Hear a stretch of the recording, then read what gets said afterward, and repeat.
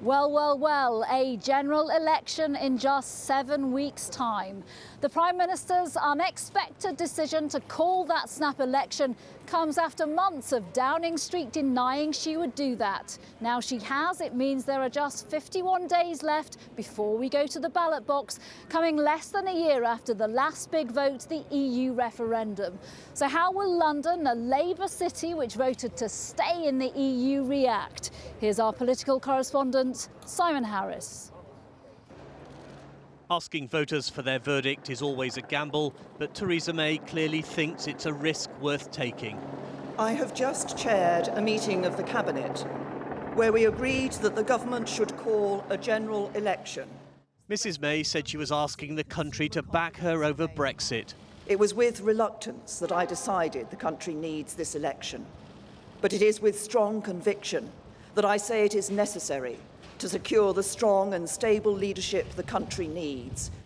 Mrs May's hopes for a return to Downing Street with a bigger majority seem to rest on the continuing turmoil in Labour, even in London.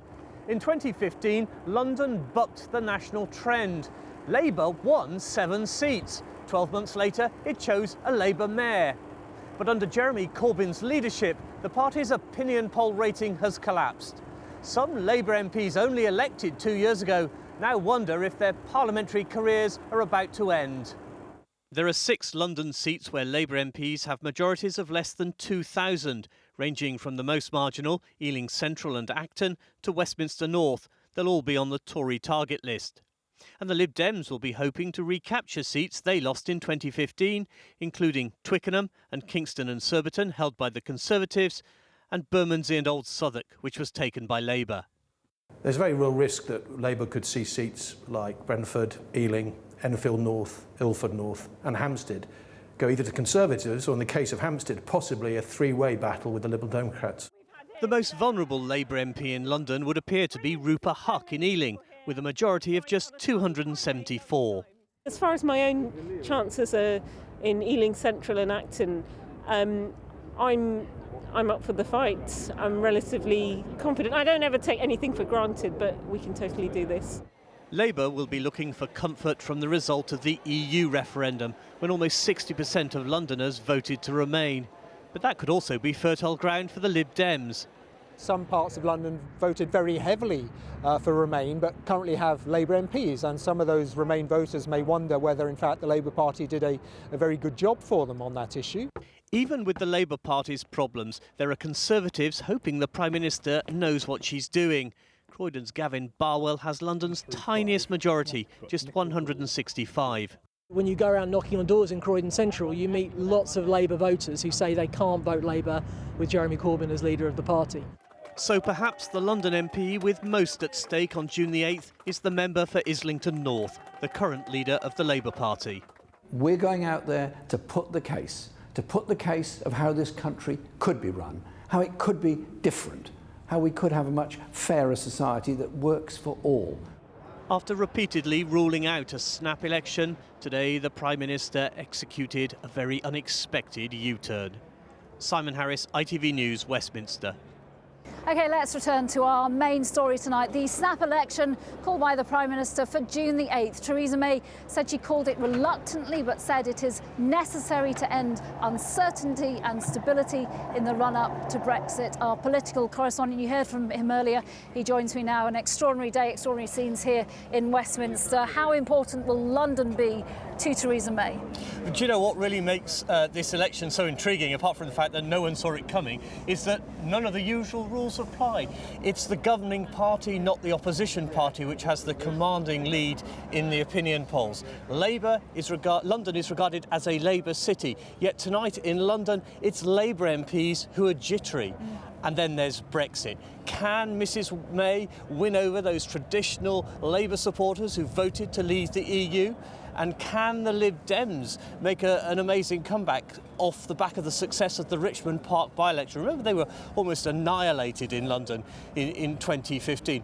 And then what of those West London Conservative MPs who 2 years ago, campaigned with the Tory party and a Prime Minister vowing that there wouldn't be a third runway at Heathrow. What impact will all that have on the election? Is Mrs May prepared to lose some Conservative MPs in London to the Lib Dems if she can pull in lots of new constituencies in the north of England? And look, Simon, another important issue. We had an election in 2015. We had the referendum in 2016. Call it what you want, voter fatigue, election fatigue. Will voter apathy be an issue in this? Will people stay away from the ballot box because they're just done with voting at the moment? 2017 was when London voters were supposed to have a rest from elections after the local and EU elections in 2014, the 2015 general election, and then of course the 2016 mayoral election. They were supposed to get a break this time.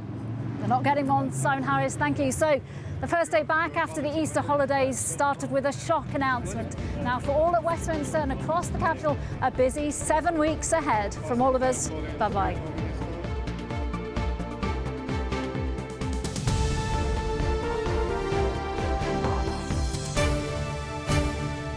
The former Chancellor George Osborne announced he is standing down as an MP today to concentrate on some of his other jobs. He is due to take over as the editor of the Evening Standard next month. Our political correspondent Simon Harris is here. Is this a surprise that he's not going to stand, given he's taken that job?